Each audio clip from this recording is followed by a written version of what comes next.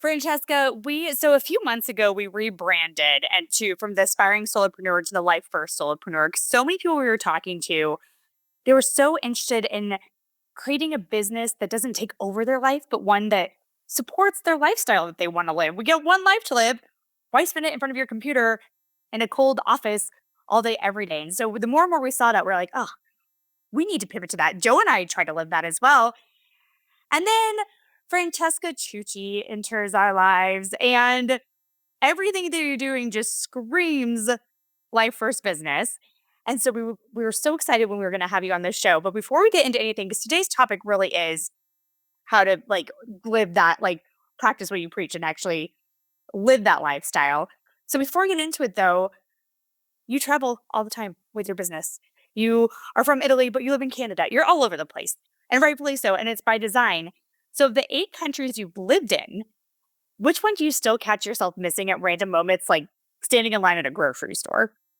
So that's such a good question because they're also different as well. I find it sometimes it's just like a smell brings me back, one of those. But if I had to average it out, probably Italy is the one that comes back more and more. There's just some sort of obviously connection as I'm Italian. And so sometimes it's just, you remember oh, it's so nice, like the bars and that little aperitivo. So what I do is actually sometimes I just export some of that stuff. So now I make all my friends an aperitivo. They all know what it is, the spritz, all of that. So yeah, when I feel more nostalgia, I guess I just get into that mode. But yeah, I think Italy overall wins, but sometimes I have, moments of, from Holland, from England, from Ireland, Germany. So yeah.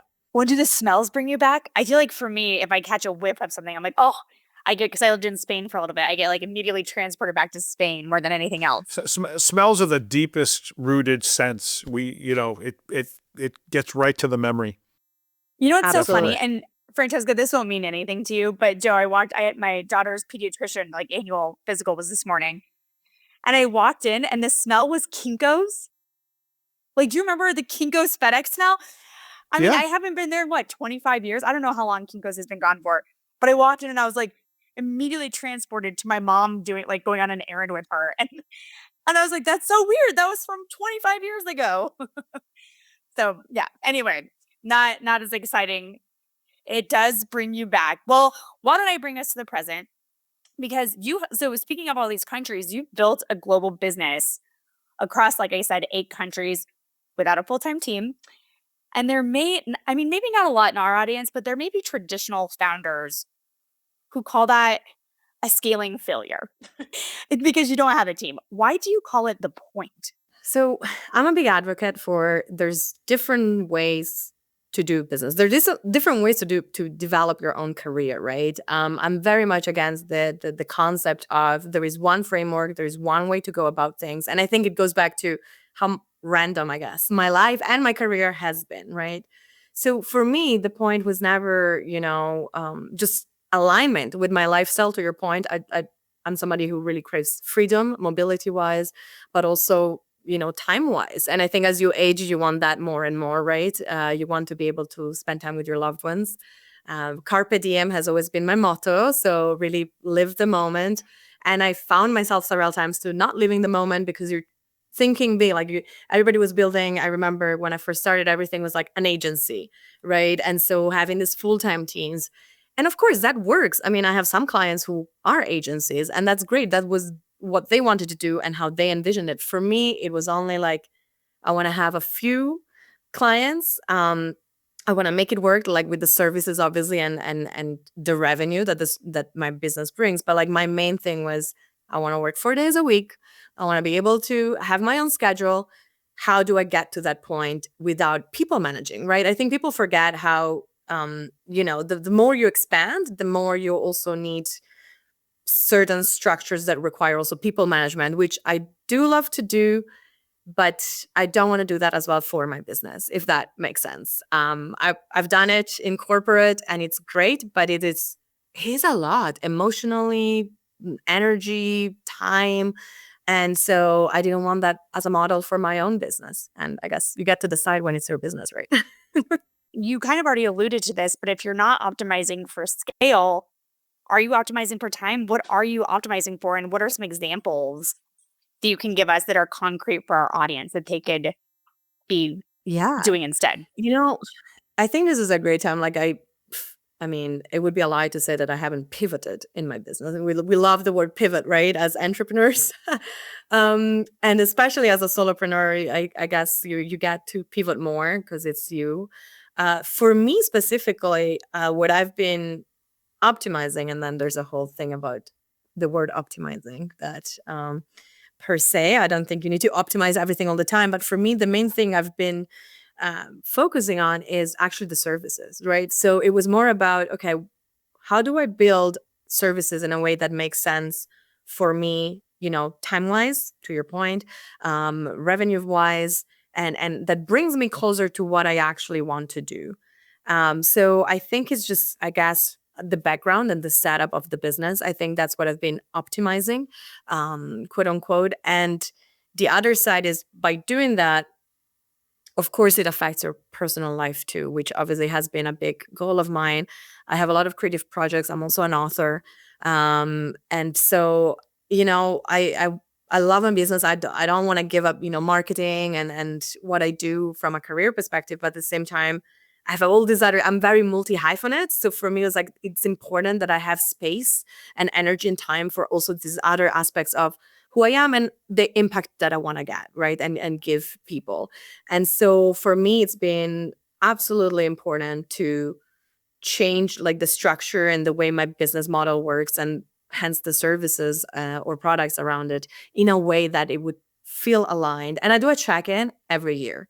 Every year, I do a check-in of like how this feels, where I'm at, where I want to go. Did anything change? Uh, spiritually, physically, life-wise, did anything change? Do I need to be with? So I think it's important to feel aligned, because you're alone in, like, as a solopreneur, you're in a way alone, as in you make all the decisions, right? It's always important to have a community, which is why I love that you have this podcast. To people need it, solopreneurs like us need it, right? And so yeah, I think check in with yourself and see how that goes, and optimize, I guess, the combination of life and work.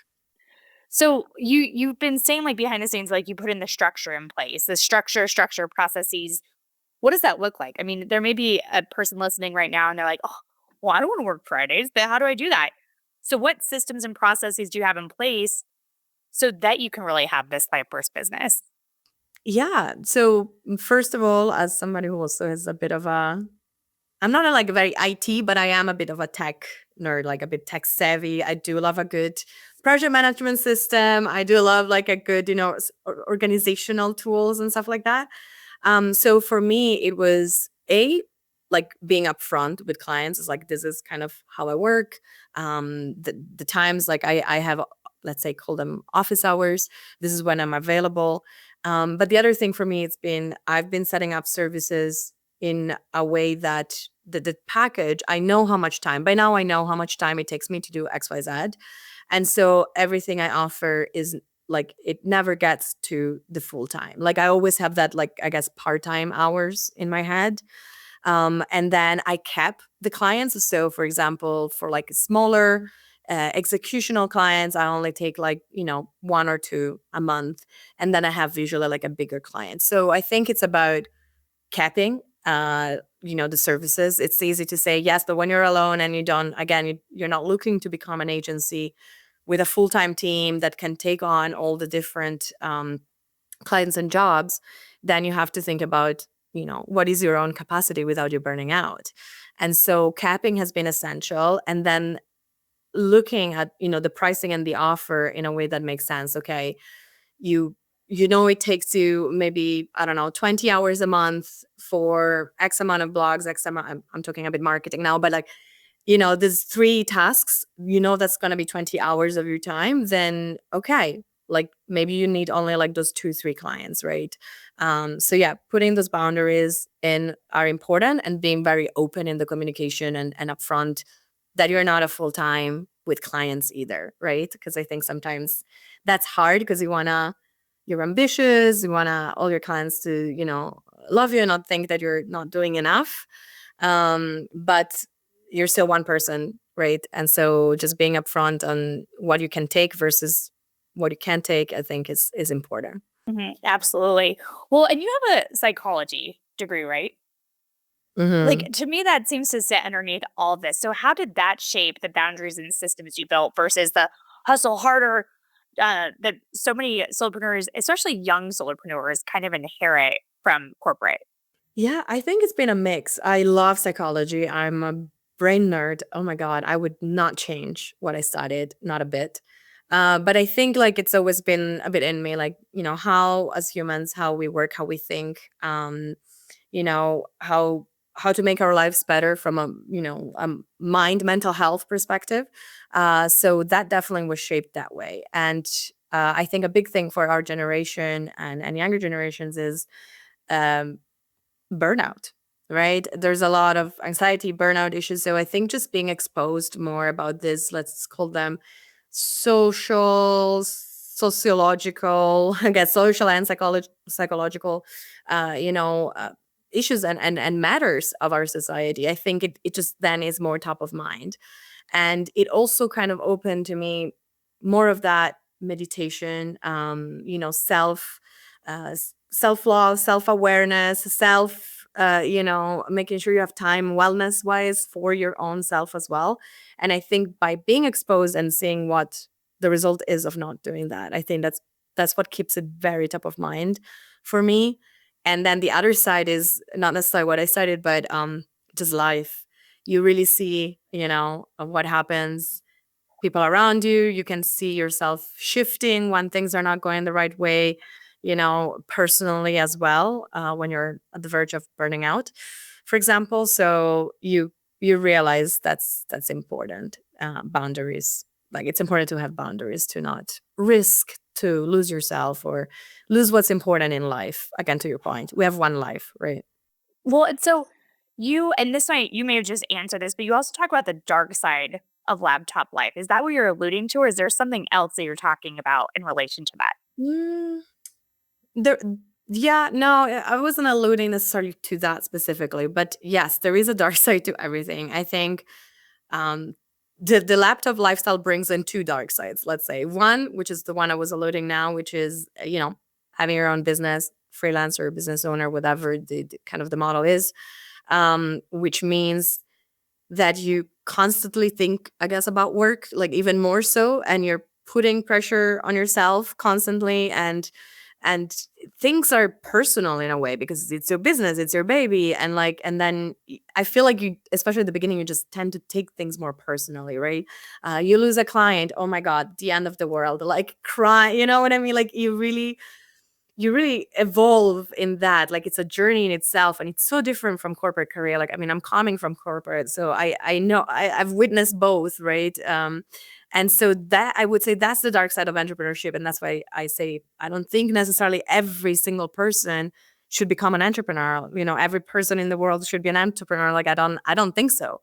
I think you need to want that and feel aligned with that, because there's a learning curve, right? And the dark side of the laptop lifestyle is, so it's it's so hard. So you already are going through this as an entrepreneur, but then on top of it, you are changing your environment every X amount of months, time zones, right? Like there's a lot of loneliness, right? So you have the loneliness on, having to deal with being a solopreneur, and then you have the loneliness of starting from zero every time in different places, right? And now it's becoming a bit more a trend, but for a long time there weren't a lot of so-called, digital nomads, people doing that kind of lifestyle, right? And so it was even harder to find those communities. I feel now it kind of grew. There's a bit more community, but it's hard. You start from zero every X amount of months, and you want to have a like deeper connections, right? But it's hard to find that immediately when you keep on moving, right? And so I think that's what the darker side of the laptop lifestyle is. I have a question on that because I feel like there's another aspect that would affect me if I was ever lucky enough to be a digital nomad, which I didn't have the chance when I was younger. Now I'm older, and I have a dog, so I can't do it. But No, with a dog. anyway, um, but the thing that I find is like when I work out of the house now. I have an office in the house, right? And if I'm not working, I'm not in the office. And I kind of deliberately stay out of the office when it's time not to work because it's calling, right? It's there. You get the desk, you got the screens, but if you're doing like a lot of the people we know that are digital nomads, they're living in relatively modest, a hotel room or a small Airbnb rental kind of thing or something. And that laptop is right there. And I got to believe, at least for me, I would be much more compelled to come home from dinner and go back in and start working again just because it's just sitting there calling out to me. And what is that legit? Oh yeah. Yeah. I think just, yeah, working remotely, working from home, even more so like when moving and you need to integrate in this new place, right? So you need to have that time away from work and so on. I think that's part of the boundaries that we were talking about, right? It's time, it's boundaries for your own mental health, but like part of it is also that I think you need to be as a solopreneur, and then even more so solopreneur who's also a nomad. You need to be so much stricter with yourself with those boundaries, which also means I'm not working now, right? Like sometimes I'm like, maybe I should also have two computers. I remember being like, maybe I should have two computers and separated. I do that for the phone, of course, but sometimes I'm like, maybe I should, because I also write, and that's all in the same computer. And so I do have like some systems that I found work for me. For example, in general, I don't like a lot of tabs open. It gives me anxiety. My slight OCD gets a bit triggered.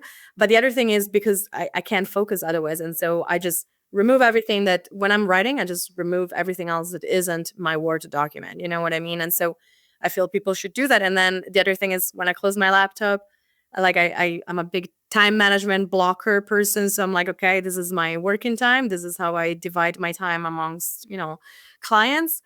For depending on the deliverable, I always like sit. Monday's a big admin day, and then Friday I do another admin time again. And then I organize myself so that I become, stricter. I'm my own schedule. So you have to be strict with that, to your point. You know what's funny? My open laptop has become my boundary. So I have two little ones at home, and I try not to like do grocery research or anything that's not work related on my laptop unless they're asleep. So that if they see my laptop up, that's like, don't interrupt unless there's an emergency. And I try to go into another room, um, or like have childcare, whatever. But if they see the laptop up during the day, now it's their signal like, oh, she's on a meeting.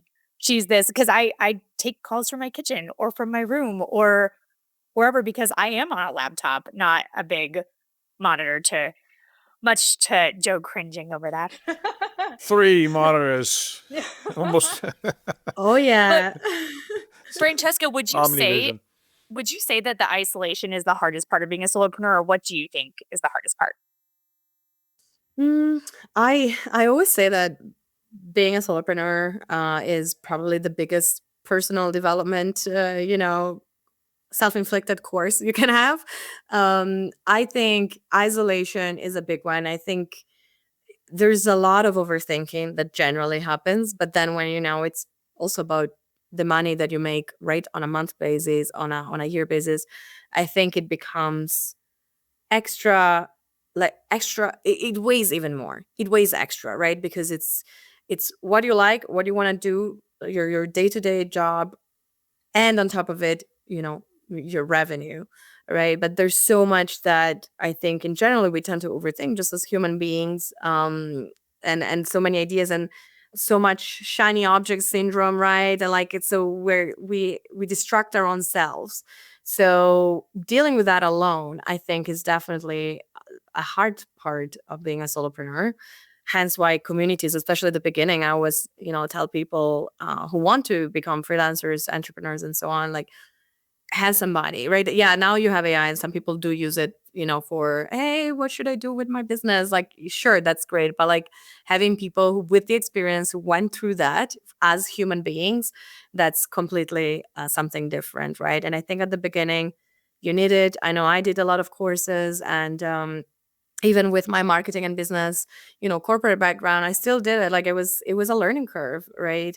And sometimes you feel like you can't talk to people, like, people near you. Like it's not, they're like, oh, this is cool, but it's not the same as talking to somebody else who's also a solopreneur. And then you kind of compare notes, right? Or you can like kind of talk about things, and like you can really tell the other person is identifying with what you're going through, and can help. So I think, yeah, to fight that isolation, it's been helpful to have such a digitalized world, I guess. It would be a bit harder if you could only go to, the one spot in your hometown. Yeah, exactly. Well, so I want to go back to the boundary setting really quick. When did you personally know that a habit or a belief about always be gone, like, stopped serving you? Do you remember that moment where you realized it flipped and it was costing you more than it was serving you? Yeah, I think so. As a traveler, which I would say, I mean, it's a big part of who I am for sure. As a traveler, I think like I've always been somebody who's, spontaneous, always like, yes, let's do it. And I don't know, like just up for things and then living, I guess, right? And then I would say at the beginning with my business, the business would take in so much that I would be like, okay, maybe I don't, I'm not gonna go out. Or I was really bad at my own boundaries, where I'm like just constantly on the laptop. I would, watch a movie and still check things for work. Like there was no distinction. I think it was like consuming so much of my mental capacity as my and time capacity.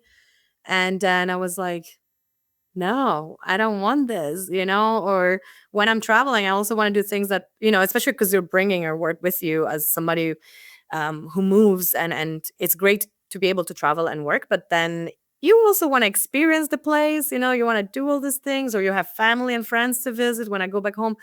And so, yeah, it really clicked for me. I was like, I need to, and this is why I also pivoted with like, how things were set up. I was like, there's a lot of time that goes into it. And does it make sense? Like, what can I change so that I go back to being more present? I think ultimately that's what it goes back to, right? And realizing that your mind is always pressured with something else, somewhere else.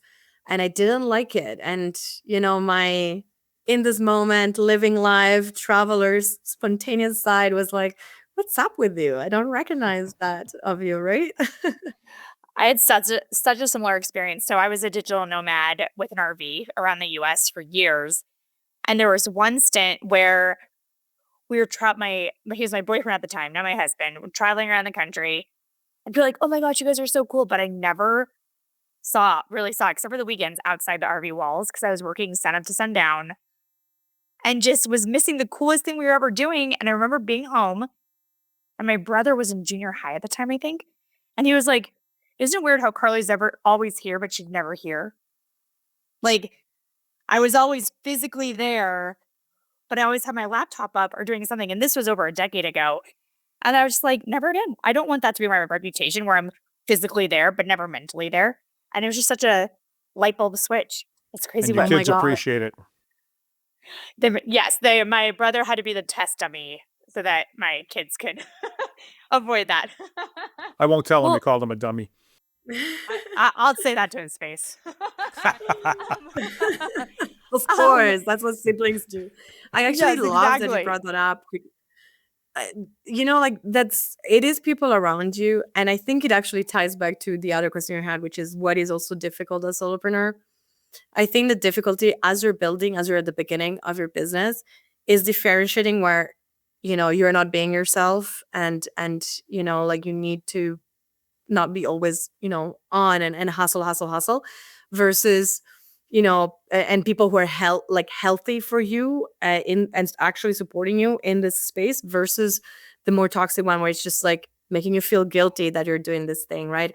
I remember like having moments where it's like, oh my God, am I just like a terrible person?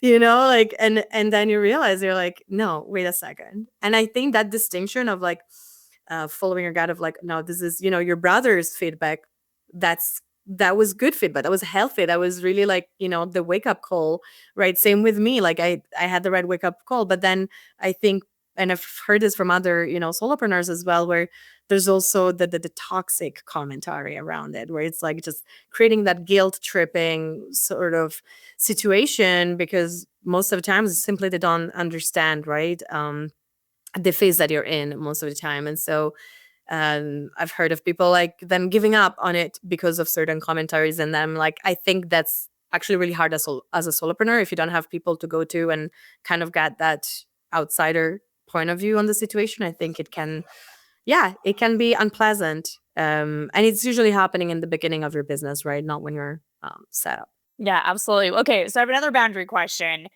because I've heard you say you don't need more confidence, you need higher standards for what you participate in, which I think that's so well put. And I haven't heard that before. So, what is something you stopped saying yes to once you believed that quote? Yeah. So first of all, I think just in general, what I say yes to from projects, clients' perspective, right? I definitely had a period where I was just saying yes to everything and like didn't fully filter it, and that was not great. It wasn't the way to go for it. And the other part is also even with like some other sides of me, like creative projects, my speaking side. Um, that I said this was at the beginning. I said yes to so many things, also like even like paid speaking or paid whatever at the beginning, because I thought, this is must be the way to go about the brand. Like I'm new, and then I realized, actually, you know what? No, like it's something I say no to now. I'm like, nope, I am not gonna, do this right now, because that's not. I don't think that's right. Like, I used to have a podcast ages ago, and it was just like a platform, and so I don't know. Like it's weird. I got to that point where I'm like, no, where I put my money, where I put my time and my energy, I think I became stricter with it.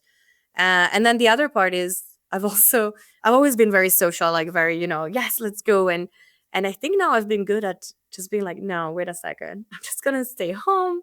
I'm just, gonna take time for myself. I need to reset.